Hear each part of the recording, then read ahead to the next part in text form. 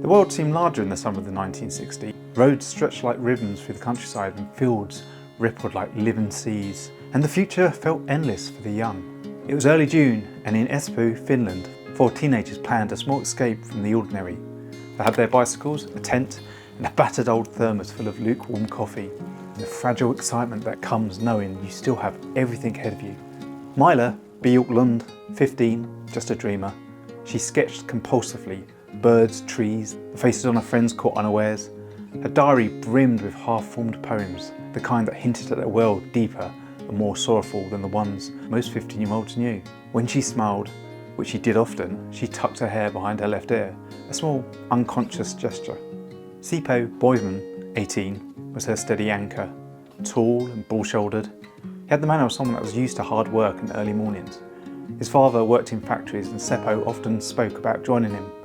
He had a beautiful singing voice, though rarely let anyone hear it. Anja Mäki, 15, was the life of the gathering. Loud, fiery and brave, she could outswim, outrun and out-argue anyone at school. Anja wrote jokes, small, wickedly funny sketches tucked into the margins of her schoolbook. Niles Stefferson, 18, was a teller of tales. Half the stories he told were lies, but good-natured ones. Ghost stories, urban legends, absurd exaggerations of everyday life. His laughter was quick and he loved nothing more than the spotlight. Yet underneath the bravado was a boy fiercely loyal to his friends. They were bound by friendship, by the electric awareness that the world was opening up before them. And so, when someone suggested camping by Lake Bodom, just one night under the stars, it seemed perfect.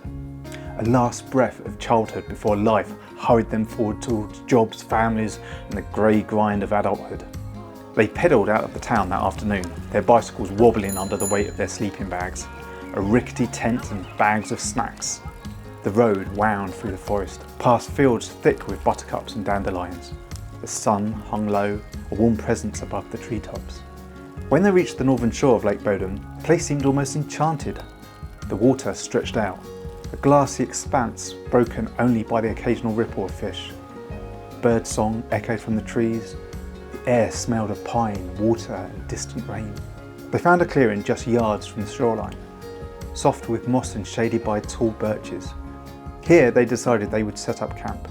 The tent was a laughable affair, old, sagging, and barely big enough for 4, but they didn't care. They wrestled with the poles, swore good-naturedly, and finally managed a structure that leaned drunkenly to one side, but did stay upright. The girls gathered firewood while Niles and Seppo built a small fire ring from stones. They roasted sausages over the sputtering flames. As twilight bled into the night, they sat cross-legged around the fire swapping stories. Niles naturally dominated. He told of the man of the mist, a local legend who lived in the forests only appearing when the fog rolled in thick. He spoke of campers who vanished without a trace, of lights under the lake, with strange shadows that didn't belong to any living creature. The girls squealed and laughed, throwing pine cones at him. Seppo rolled his eyes but couldn't hide his grin. Maila leaned her head against Seppo's shoulder, feeling the beat of his heart steady and calm against the chaos of Niles' stories. As the fire dwindled to glowing embers, a heavy, velvety darkness settled over the lake. They crawled into their tent, bodies tangling together in the cramped space, the fabric flapping softly in the night breeze.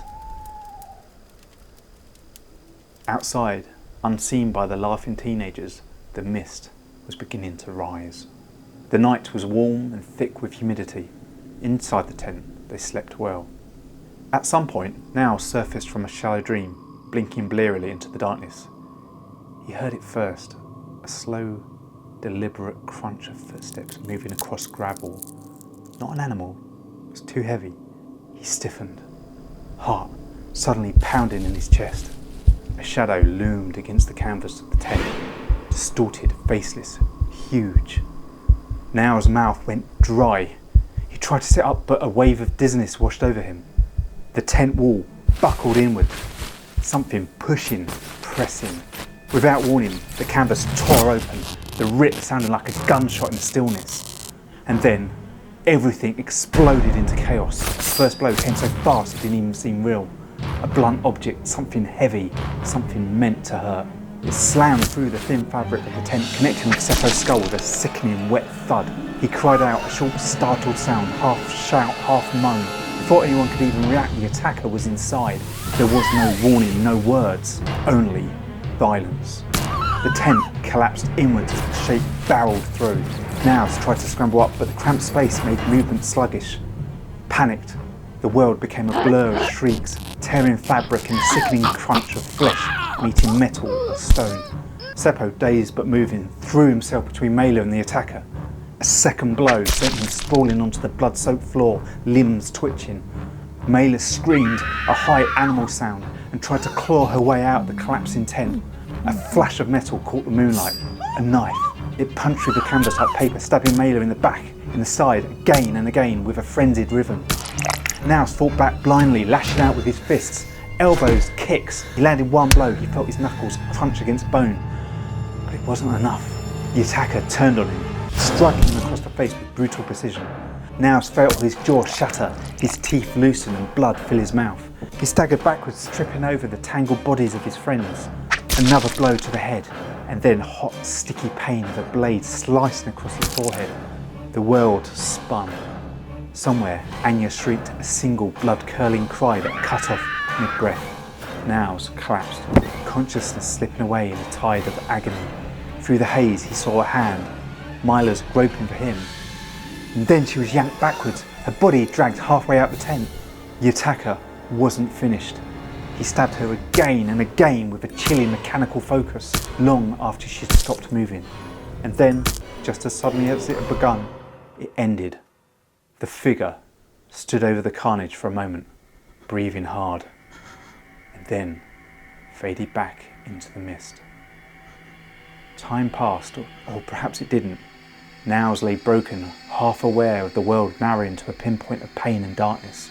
The mist thickened until the lake, the trees, the sky itself seemed to vanish. Somewhere beyond the shredded tent walls, the water lapped lazily against the shore. The birds were silent, and the world had forgotten them. It was mid-morning before anyone came. A local fisherman, Esko Johansson, rowing across the northern edge of the lake, spotted the wreckage. At first, he thought it was trash, a collapsed tent, the aftermath of careless campers. But as he drew closer, dread coiled in his gut. The tent was shredded like paper. Dark stains, black as the early sun, soaked the ground. And then he saw the bodies. Frozen in horror, Esko stumbled backwards, nearly capsizing the small boat. He paddled furiously to the far shore and ran to the nearest farmstead, shouting for help. The first officers on the scene, young, unprepared, did their best to secure the area, but nothing could have prepared them for the reality that they found. 3 teenagers slaughtered animalistically, savage, one boy, bloodied but alive, stumbling barefoot in the grass, muttering incoherently. It was the worst crime the sleepy region had seen in living memory, and already the damage was beginning. There was a catalogue of mistakes. The crime scene was immediately compromised. Curious locals, drawn by the news of violence, began wandering through the clearing before the police could even erect barriers. Footprints were trampled, potential evidence, cigarette butts, broken branches, shoe prints were destroyed or carried off for souvenirs. And the officers themselves lacked training in homicide investigation. They made the amateur decision to move the bodies before properly photographing them in their original positions, losing critical information about the sequence of attacks. They failed to collect fabric scrapes and blood evidence scattered meters away in the grass. And most crucially, they did not properly isolate Nows Gutterson. Still dazed, still bleeding internally, Nows was questioned informally but not treated as either a protected witness or a suspect. He was rushed to the hospital where his statements became fragmented, confused. When asked who attacked them, he repeated only a black shape, the mist, eyes, bright eyes. The investigators shrugged. The boy in shock, nothing actionable. And so the trial grew cold, almost from the beginning. In the chaotic days after the murders, theories exploded like wildfire.